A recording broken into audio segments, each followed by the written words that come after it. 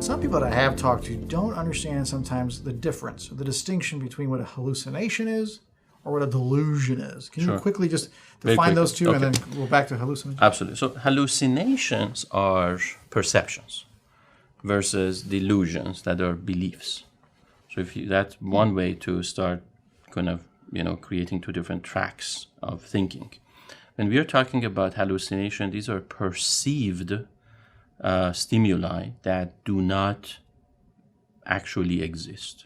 That means objectively. If you got 5 people in the room and you ask them what objects they see in the room, more or less, objectively they should report the same thing. But let's say one person may just come up with something like a ghost or a vision or a certain another object that nobody else sees, and that would be like an external visual version of hallucination. Another hallucination can be auditory. So again, 5 people, 4 or 5 people may just say, the only sound they can hear in a certain room, let's say, is the music that is played by a certain radio. But then one person who is auditory hallucinating, they may, in addition to that or in lieu of that, may actually report something else, completely different. Maybe a relative who passed away. It could be a relative passed away. It could be commands that they're receiving, like somebody talking to them or giving them commands. The son of Sam killed. And that would be the dangerous version of it, where you have a person who has auditory command hallucinations to hurt themselves or others. He had both, didn't he? Because he had a hallucination. The son of Sam was the one that his dog was telling him to kill people, so he went out and killed them. If I remember correctly, I think it was the son of Sam, but I'm not absolutely sure. Okay. It was in New York 30, 40 years ago, but he went out to kill people. So is that a combination of hallucination by listening to the dog talking to him? That's a hallucination. And then the delusion is him in this weird world. Okay, that's the thing. They could also, in addition to hallucination, have delusions. But before we go to delusions, there are other types of hallucinations too. For instance, tactile, sensory hallucinations, where basically people feel animals or critters or basically the ants thing, or whatever creatures, more or less, crawling up their skin or face, tingling sensation, itchy sensation, so and this crawling sensation, that all their body is kind of almost sometimes even falling apart. That would be another hallucination. Like it's not falling apart, but they think it is falling apart. My mom had that because she had a psychotic episode. Okay. And I remember that she had the same feeling. She thought spiders were crawling up her arm. Spiders, yes. Yeah. So, and then you can have, also other types of hallucinations where you're actually focusing on organs.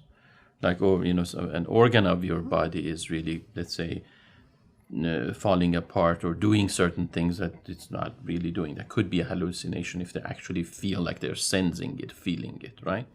So, and then even taste or olfactory. Yeah, smelling something that is not there. That could be a hallucination as well. So the reason I'm bringing this up is because we want to focus on perception. What are they perceiving? What are they sensing subjectively? Or where another third party who is objectively observing can actually not attest to that. So that would be hallucination. Now, in addition to that, or separate from that, in lieu of that, people could have delusions. Now, delusions are just simply beliefs, and these are mostly known as erroneous beliefs or irrational beliefs, and they're extreme. An erroneous belief or irrational belief that's not extreme could be something like, I think I have failed in my life. And then you ask the person, well, why do you think I failed in my life? Because they say, well, I'm 35 and I don't have a job. Okay, that's kind of an irrational belief that just because you're 35 and you don't have a job, you're a failure. But it's not a delusion. That's not a delusion. That's an irrational belief. That's an erroneous belief that can be worked through. But a delusion would be, again, something that only specifically exists for this person, and it is very egregious. So I'm 35. I don't have a job because I insulted Nero, the emperor. There you go. That'd be a delusion. That would be a delusion. That is extreme. That's not everybody would be able to kind of relate to that. Nobody really. And it doesn't make sense. There's no basis for it. There's not even a probability for it if you think about it. So given the, let's say, the scientific instruments that we have, it's just impossible for us to really actually measure that. And it just doesn't make sense. It's almost an impossibility, right?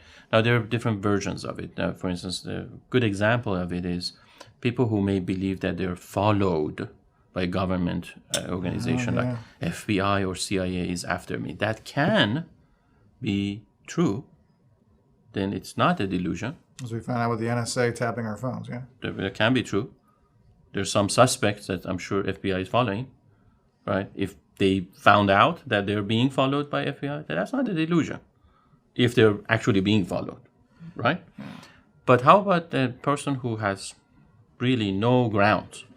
I mean, they don't have criminal background. There's nothing they have done in their lives to be important to FBI or CIA. And they believe, oh my God, FBI or CIA or NSA, whoever, aliens, UFOs, things like that, they're following me. They're persecuting me. They're after me. They have wiretapped my phone and video and TV and radio and everything, right? That becomes a delusion. It's a belief that's erroneous, irrational, extreme, unreal,